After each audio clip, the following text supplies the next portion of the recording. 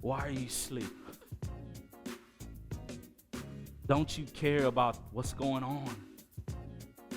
Do you care about what's happening to me? Do you care about what's happening to the women in this country? Do you care about what's happening to our friends from Zim? Do you care what's going on? Why are you asleep, Jesus? Aren't you concerned?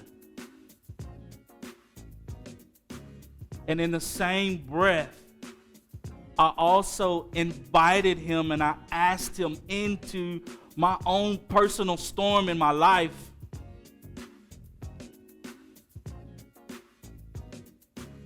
And as I asked him and as I invited him, he began to speak to my mind and to my soul. And he said, silence, be still. He quieted the storm in my heart, in my life, and the things that are going on in me internally. And he wants to do the same thing for you.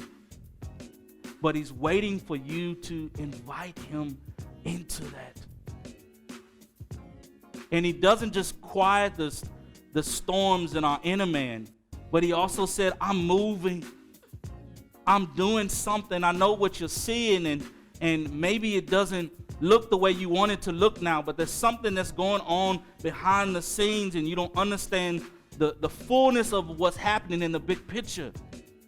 But I'm speaking, and I'm moving, and I'm touching, and I'm rearranging things. But Jesus is waiting for us to invite him into our storms. As the scripture continues, he goes on and he asked the disciples a question after he rebukes the winds and the waves. He said, why are you worried? Why are you afraid? Why do you have so little faith? And I'm thinking to myself, did Jesus just ask these guys that?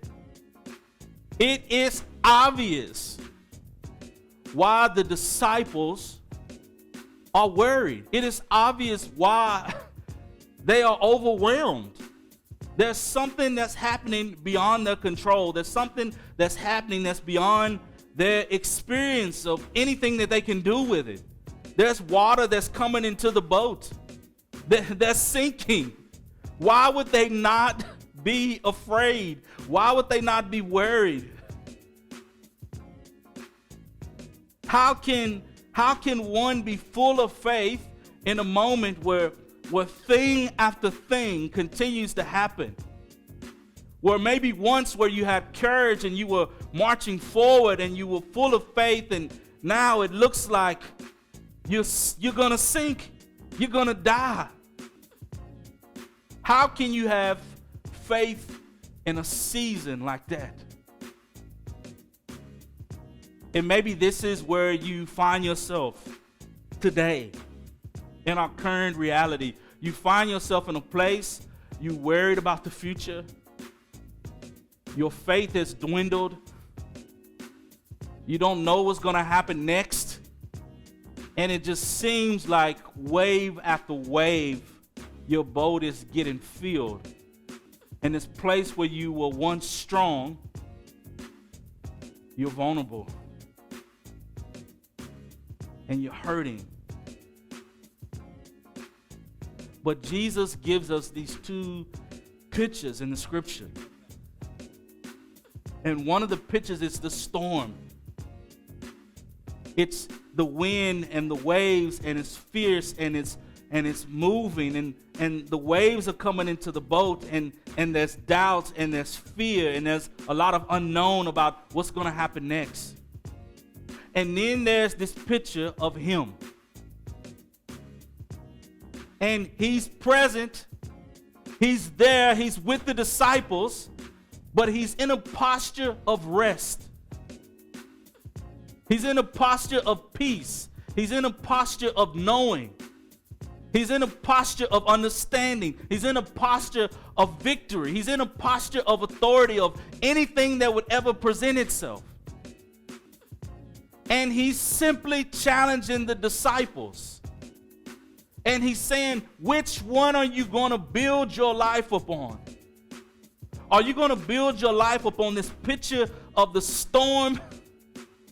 Or are you going to build your life upon this picture of me, of rest? And he invites the disciples into that.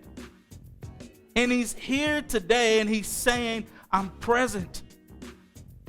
And no matter what you're going through, no matter what storms are happening in your life, I'm here. And if you'll invite me into them, I'll speak. And I'll still your heart. I'll quiet your heart. I'll take the things that are going on inside of you internally, and I'll speak life into them. But he's waiting on the invitation.